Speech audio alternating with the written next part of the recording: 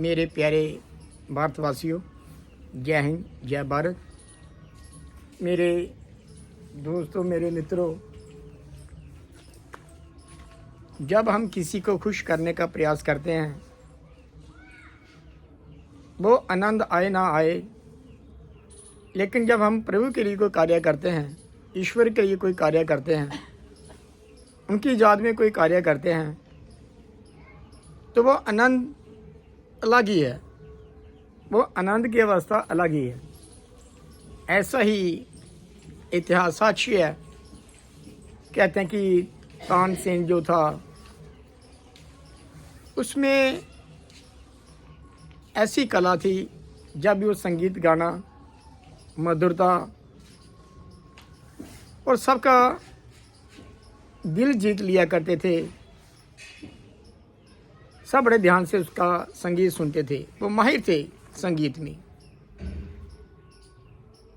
और बादशाह अकबर के दरबार में, महल में गाना, तो उसके साथ साथ ही कहते हैं कि अकबर ने बड़ा खुश होना, उसको आनंद प्राप्त होना जब उसने संगीत गाना मधुरवाणी में। इसी प्रकार से कहते हैं कि एक बार अकबर बादशाह ने तानसेन से पूछा कि तानसेन जी, आपसे भी कोई अच्छा गा सकता है? आपसे भी किसी के मधुर आवाज़ हो सकती है? तो आगे से तानसेन ने बड़ा सुंदर सा जवाब दिया कि बादशाह अकबर जी, मेरे से भी एक बहुत बड़ा संगीतकार है, जिसकी वाणी में मधुरता है और सबका वो दिल जीत लेता है। अकबर ने कहा कि आपसे बड़ा? आगे से तानसेन ने कहा कि हाँ महाराज, मेरे से भी बहुत बड़ा इस धरती के ऊपर संगीत गाने वाला है, मधुर उसकी वाणी है। कहते हैं कि बादशाह अकबर ने कहा कि ठीक है, उसको आप आमंत्रित करो दरबार में। उनकी संगीत का हर जो कार्यक्रम होगा हम पूरा करेंगे। उन्हीं की इच्छा के अनुसार जो भी वो कहेंगे, हम वैसा जहाँ पर अरेंज करेंगे। आगे से तानसेन ने कहा कि महाराज, वो आए या ना आए, वो जहाँ पर गाए या ना गाए, वो हमेशा ही अपनी मस्ती में रहते हैं, मौज मस्ती में रहते हैं। वो किसी के सामने गाते भी नहीं हैं। इसलिए मैंने आज तक उनका नाम आपके सामने नहीं रखा। वो तो मेरे गुरु हैं। लेकिन अगर आपको जरूरी उनका संगीत सुनना है, चोरी छिपके से उनकी झोंपड़ी के बाहर आपको जाना पड़ेगा। वो संगीत आपको सुनाएंगे, वो सुन के आना। बादशाह ने उनका नाम पूछा। तानसेन ने कहा कि उनका नाम बादशाह का बादशाह है, शहंशाह का शहंशाह है, हरिदास जी।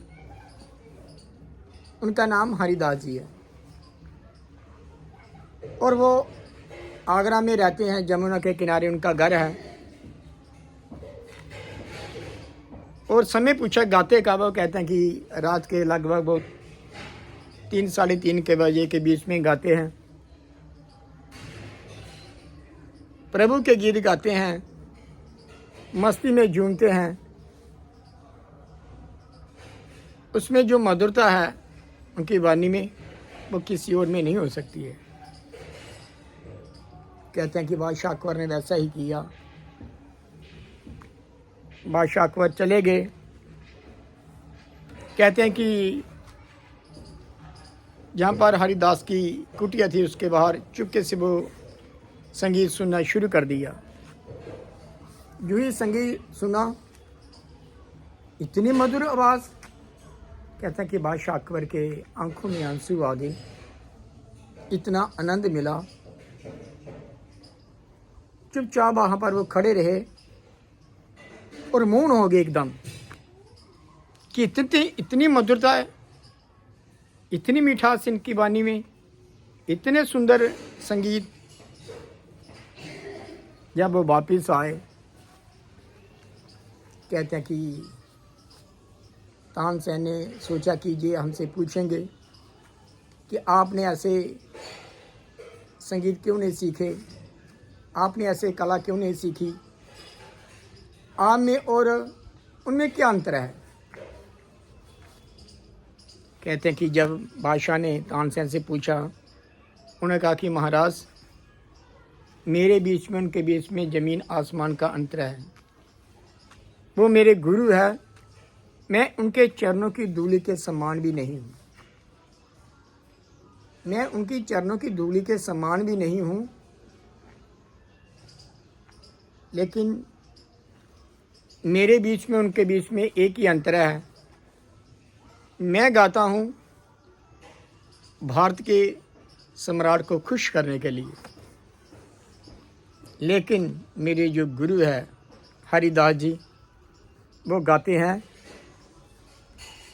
जो सारी दुनिया का मालिक है उसको खुश करने के लिए। उसकी वाणी व संगीत में प्रभु प्रेम में आनंद ही आनंद है। इसी प्रकार से मेरे दोस्तों, जब हम दुनियावी कोई कार्य करते हैं किसी के लिए, वो इतना हमें फल प्राप्त नहीं होता है। जब हम भक्ति में लीन हो जाते हैं, प्रभु को खुश करने में लीन हो जाते हैं, बड़े से बड़ा राजा, बड़े से बड़ा बादशाह कहते हैं कि फिदा हो जाता है उस संत के चरण में, उस महात्मा के चरण में। ठीक इसी प्रकार से हम भी ऐसा कार्य कर सकते हैं। घर में बैठ के बच्चों के साथ प्रभु के जो भजन है, सिमरन है, सत्संग है, वो भी हम प्रयास किया करें। वो भी हम घर में बैठ के ऐसे ही माहौल बनाएं ताकि प्रभु के प्रेम में हम वो संगीत पैदा करें, वो मधुरता पैदा करें। फिर वो परिवार में भी एक भक्ति सा माहौल बन जाता है। जिस परिवार में भक्ति का माहौल बन जाता है तो उस घर में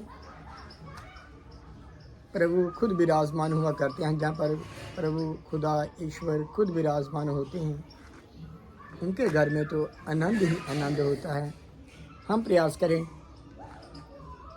कि अगर हम चाहते हैं कि मेरे घर में खुशियाँ आए, रौनकें आए, बहारें आए, तो मैं प्रभु का यशोगान परिवार में बैठ के सबको हम एक ही संदेश दें कि प्रभु के चरणों में सारे सुख हैं।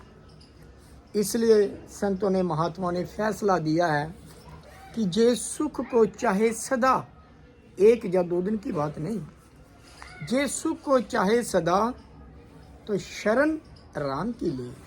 अर्थात सारे सुख ईश्वर के चरणों में है, प्रभु के चरणों में है।